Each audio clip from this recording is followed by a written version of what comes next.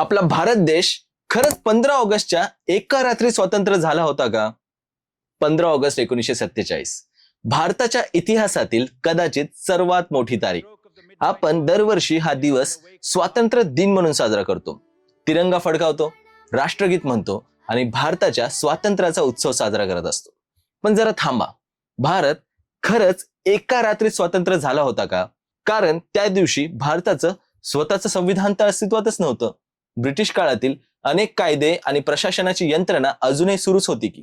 देशाची आर्थिक व्यवस्था एका दिवसात बदललेली नव्हती आणि सर्वात महत्वाचं म्हणजे ब्रिटिशांनी सत्ता नेमकी कुणाच्या हातात सोपवली. आणि 15 ऑगस्ट हीच तारीख का निवडण्यात आली? आज आपण स्वातंत्र्याची ही थोडी वेगळी गोष्ट आणि कदाचित आपल्या शाळेत न शिकवलेली बाजू समजून घेणार आहोत. नमस्कार, मी विशाल विठ्ठल आणि स्वागत आहे तुमचे सॉर्ट आउट या आपल्या युट्यूब चॅनलवर. सर्वात आधी तुम्हाला स्वातंत्र्य दिनाच्या हार्दिक हार्दिक शुभेच्छा. भारताच्या स्वातंत्र्याबद्दल आपण अनेकदा स्वातंत्र्य लढा, महात्मा गांधी, भगतसिंग, सुभाषचंद्र बोस, भारत छोडो आंदोलन आणि 15 ऑगस्ट 1947 याबद्दल नक्कीच ऐकलेलं आहे. पण आजची गोष्ट स्वातंत्र्य मिळण्यापूर्वीच्या संघर्षाबद्दलची नाहीच आहे.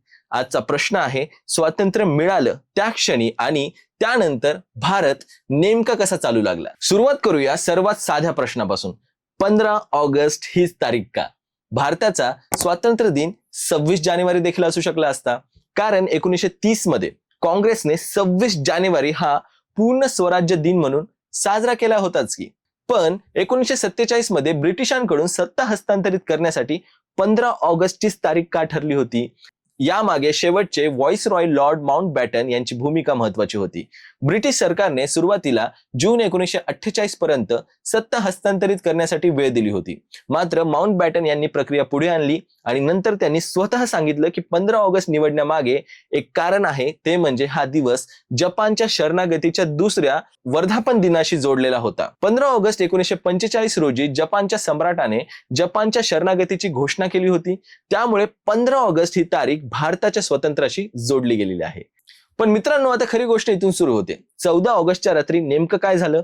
भारताचा स्वातंत्र्य दिन हा टेक्निकली 15 ऑगस्ट आहे, पण सत्ता हस्तांतरणाचा क्षण मध्यरात्रीच्या आसपास आला. दिल्लीतील कॉन्स्टिट्यूएंट असेंब्लीमध्ये भारतीय नेते एकत्र जमले होते.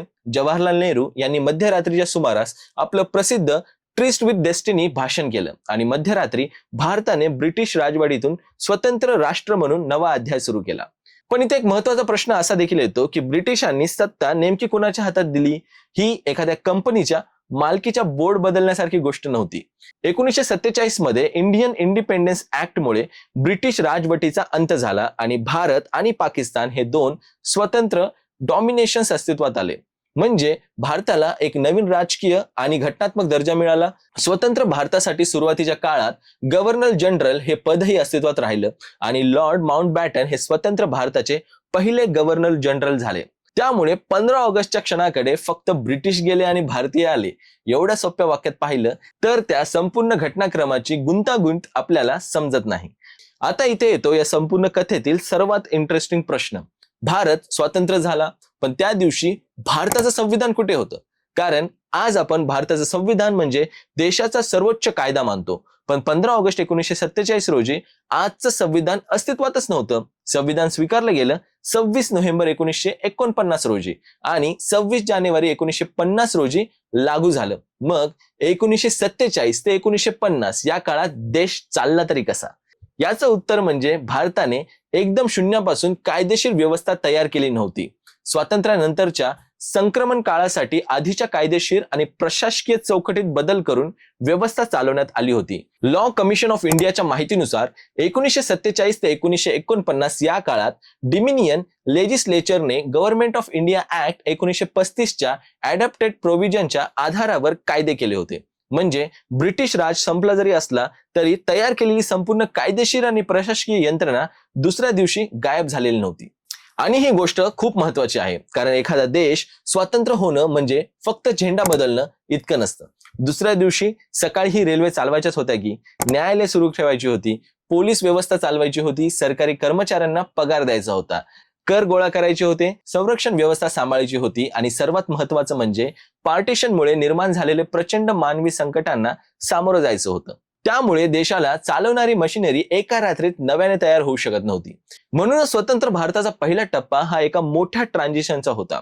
राजकीय सत्ता भारतीय नेतृत्वाकडे आली होती, पण प्रशासनाची अनेक साधनं आणि कायदेशीर चौकट आधीपासूनच अस्तित्वात असलेल्या व्यवस्थेकडूनच पुढे नेण्यात आली होती. आणि याच प्रक्रियेत भारत हळूहळू स्वतःची स्वतंत्र घटनात्मक ओळख तयार करत गेला. आता तुम्हाला असं वाटेल की देश स्वतंत्र झाला, पण सरकार चालवायचं असेल तर त्याच्याकडे पैसा कुठून आला असेल? कारण स्वातंत्र्यानंतरचा भारत एखाद्या नवीन स्टार्टअप सारखा नव्हता ज्याच्याकडे इन्व्हेस्टमेंट येणार होते. उलट पार्टिशन, निर्वासितांचे पुनर्वसन, संरक्षण, प्रशासन आणि देशाची अर्थव्यवस्था यांसारखी प्रचंड आव्हानं देखील समोर होती. त्यामुळे स्वतंत्र भारताला आपला पहिला बजेट सादर करावा लागला होता. आणि स्वतंत्र भारताचा पहिला बजेट 26 नोव्हेंबर 1947 रोजी तत्कालीन अर्थमंत्री R.K. षण्मुखम चेट्टी यांनी सादर केला. त्यांच्या बजेट स्पीचमध्ये त्यांनी स्वतंत्र भारताच्या आर्थिक व्यवस्थेसमोर असलेल्या जबाबदाऱ्यांचा उल्लेख केला आणि शांतता, उत्पादन वाढवणं आणि देशाच्या पुनर्बांधणीसाठी सहकार्याची गरज देखील व्यक्त केली. म्हणजेच लक्षात घ्या की भारताला स्वातंत्र्य मिळून अवघे काही महिने झाले होते आणि देशासमोर आधीच इतकी मोठी आर्थिक आणि सामाजिक आव्हाने होती की स्वतंत्र सरकारला त्यासाठी राष्ट्रीय आर्थिक आराखडा मांडावा लागला होता. त्यामुळे स्वातंत्र्याचा पहिला दिवस हा फक्त सेलिब्रेशन नव्हता, तर तो नेशन बिल्डिंगचा एक अतिशय कठीण प्रवासाची एक सुरुवात होती. आता पुन्हा संविधानाकडे वळूयात. 1947 मध्ये भारत स्वतंत्र झाला, पण 1950 मध्ये संविधान लागू झाल्यानंतर भारताने स्वतःची पूर्ण घटनात्मक व्यवस्था स्वीकारली. म्हणजेच काय, तर 15 ऑगस्ट 1947 आणि 26 जानेवारी 1950 या दोन तारखा वेगळ्या काय आहेत हे स्पष्ट होतं. 15 ऑगस्ट म्हणजे ब्रिटिश राजवटीचा अंत आणि भारताचं स्वातंत्र्य, तर 26 जानेवारी म्हणजे भारताचं संविधान लागू होऊन भारत प्रजासत्ताक बनण्याचा दिवस. आणि म्हणूनच भारताच्या स्वातंत्र्याचा प्रवास एका रात्रीत पूर्ण झालेला नव्हता. 15 ऑगस्ट 1947 हा त्याचा निर्णायक टर्निंग पॉइंट होता, पण त्यानंतर देशाला स्वतःचं संविधान, स्वतःची पूर्ण घटनात्मक रचना आणि स्वतंत्र भारताची संस्थानात्मक ओळख मजबूत करावी लागली. ब्रिटिश राजवटीचा अंत झाला होता, आता भारतीय राज्य उभं करण्याचं काम सुरू झालेलं होतं. म्हणून या 15 ऑगस्टला आपण फक्त एवढंच लक्षात ठेवूयात की 1947 मध्ये भारत स्वतंत्र झाला. त्या पुढची गोष्ट ही तितकीच महत्वाची आहे, कारण स्वातंत्र्य मिळवणं हा एक संघर्षाचा शेवट होता, पण देश उभा करणं हा त्यानंतर सुरू झालेला आणखीन एक मोठा संघर्ष होता. आणि कदाचित म्हणूनच 15 ऑगस्ट 1947 चा खरा अर्थ असा आहे, त्या दिवशी भारताने फक्त ब्रिटिश राजवटीपासून स्वातंत्र्य मिळवलं नाही, तर त्या दिवसापासून भारताला स्वतःला एक राष्ट्र म्हणून घडवण्यासाठी जबाबदारीही मिळवली. आज आपण ज्या भारतात राहतो त्याचं स्वतःचं संविधान आहे, संसद आहे, न्याय व्यवस्था आहे, स्वतःची आर्थिक आणि प्रशासकीय व्यवस्था आहे. तो भारत 15 ऑगस्ट 1947च्या मध्यरात्री पूर्णपणे तयार झालेला नव्हता. तो भारत त्यानंतरच्या प्रत्येक निर्णयातून, प्रत्येक संस्थेतून आणि प्रत्येक संघर्षातून हळूहळू तयार झाला. म्हणूनच माझा एक प्रश्न तुम्हाला देखील आहे, तुमच्या मते भारताच्या स्वातंत्र्याची खरी सुरुवात 15 ऑगस्ट 1947 ला झाली, की त्या दिवसानंतर भारताला स्वतंत्र राष्ट्र म्हणून उभं करण्याचा जो प्रवास सुरू झाला ना, तोच खरा स्वातंत्र्याचा अर्थ होता? तुमचं मत कमेंटमध्ये नक्की सांगा. मी विशाल विठ्ठल आणि तुम्ही पाहत होता सॉर्ट आउट. इतिहासात आपण शिकलेल्या गोष्टीच्या पलीकडे जाऊन त्या का आणि कशा घडल्या हे समजून घ्यायचं असेल तर सॉर्ट आउटला सबस्क्राईब करायला विसरू नका.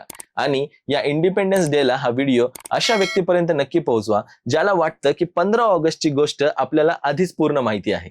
जय हिंद.